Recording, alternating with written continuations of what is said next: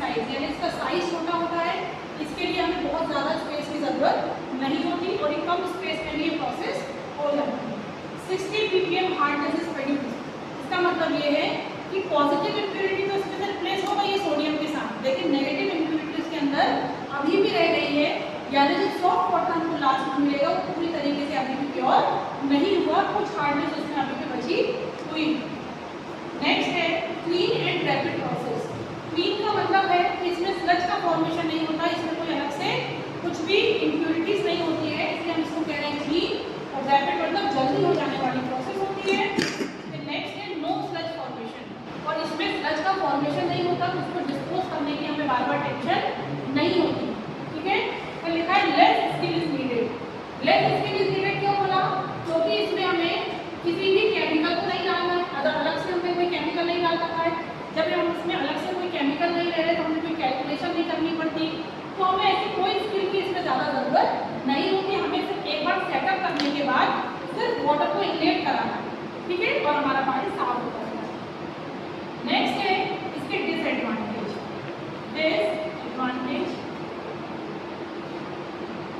Disadvantage क्या है इसके?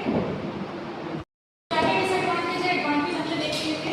Compact in size, 60 ppm hardness is produce, clean and rapid process, no sludge formation और less skill is needed. अब हम देखते हैं इसके डिसएडवांटेज क्या है। डिसएडवांटेज में फर्स्ट डिसएडवांटेज है इसका, if iron, manganese and minerals are present in water so regeneration is very tough. क्या मतलब हुआ इसका? यदि हमारे वाटर में कैल्शियम और मैग्नीशियम के अलावा कोई अदर हैवी मेटल्स हैं तो उसका रीजनरेशन कराना बहुत टफ होता है। क्यों होता है? क्योंकि यदि हम कोई सोल्यूशन बनाते भी हैं तो जो साइड प्रोडक्ट के फॉर्म में जो चीज़ें निकलती हैं तो उससे क्या होता है, हमारे वाटर के अंदर हार्डनेस आ जाती है और पानी अच्छे से सॉफ्ट नहीं हो पाएगा, इसलिए हम उनका रीजनरेशन नहीं करा पाते। तो सोडियम आयन चूँकि हमारे वाटर के लिए कैसे होते हैं, नुकसानदायक नहीं होते और हमारी हार्डनेस को, वाटर में हार्डनेस को प्रोड्यूस नहीं करते, इसलिए हम उसका यूज कर लेते हैं। ठीक है, तो ये इसका एक डिसएडवांटेज है।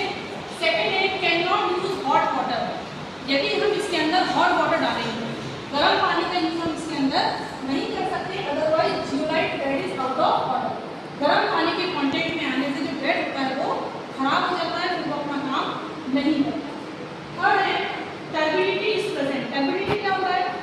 टर्बिडिटी मतलब होता है स्लज टाइप का, एक कीचड़, उसमें यदि पानी में पहले से ही कोई गंदगी प्रेजेंट होगी, कोई मिट्टी के पार्टिकल्स होंगे, कुछ कण होंगे उसके अंदर, तो क्या होगा, it get block zeolite bed. वो क्या कर देंगे, जियोलाइट बेड आपको पता है कैसा होता है, पोरस स्ट्रक्चर होता है, उसमें बारीक बारीक से पोर्स होते हैं। मान लीजिए आपने कोई गंदा पानी उसके अंदर भर दिया, तो टर्बिड, उसमें कोई पार्टिकल्स थे, कुछ सैंड के पार्टिकल्स थे, तो वो सब कहाँ चले जाएंगे, वो उसके जो पोरस स्ट्रक्चर है उसके अंदर जाकर फिक्स हो जाएंगे और पहले से ही हमारे बेड को क्या कर देंगे, सीज कर देंगे, है ना, क्या कर देंगे, सीज कर देंगे, यानी हमारा बेड कैसा हो जाएगा, ब्लॉक हो जाएगा और soft bed water can not flow. यदि बेड सीज हो जाएगा तो क्या होगा, सॉफ्ट वाटर का फ्लो नहीं होगा, ये भी एक बहुत बड़ा डिसएडवांटेज है। नेक्स्ट है ओनली कैटायंस आर रिमूव्ड। मैंने भी आपको बताया था कि जितने भी कैटायंस होते हैं यानी जितनी भी पॉजिटिव इम्प्योरिटी होती है सिर्फ वही इसमें रिमूव हो पाती है, एनायन नॉट रिमूव। एनायन मतलब जितनी भी एनायंस होते हैं ये सारे इसके अंदर से नहीं जा पाते हैं, जिसके कारण क्या होता है, इट क्रिएट प्रॉब्लम। ये प्रॉब्लम भी क्रिएट करती है और वाटर हमारा पूरी तरीके से साफ नहीं होता। तो ये भी हमारी जियोलाइट प्रोसेस की डिसएडवांटेज। आगे आपको समझ में डिसएडवांटेज और एडवांटेज दोनों होने के कारण इस मेथड का यूज किया तो जाता है, लेकिन पूरी तरीके से 100% उसको सॉफ्ट वाटर नहीं मिलता। अब क्या किया जाए ताकि हमारे दोनों आयंस रिमूव हो जाए? इसके लिए फिर साइंटिस्ट ने सोचा कि अब हम ऐसा क्या करें कि एनायंस भी हट जाए और कैटायंस भी हट जाए। इसके लिए उन्होंने एक और मेथड को इन्वेंट किया जिसका नाम है आयन एक्सचेंज प्रोसेस। तो नेक्स्ट लेक्चर में हम पढ़ेंगे कि आयन एक्सचेंज प्रोसेस क्या होता है। उसमें दो एक्सचेंजर का यूज करते हैं, एक एक्सचेंजर में कैटायंस रिमूव हो जाते हैं और दूसरे एक्सचेंजर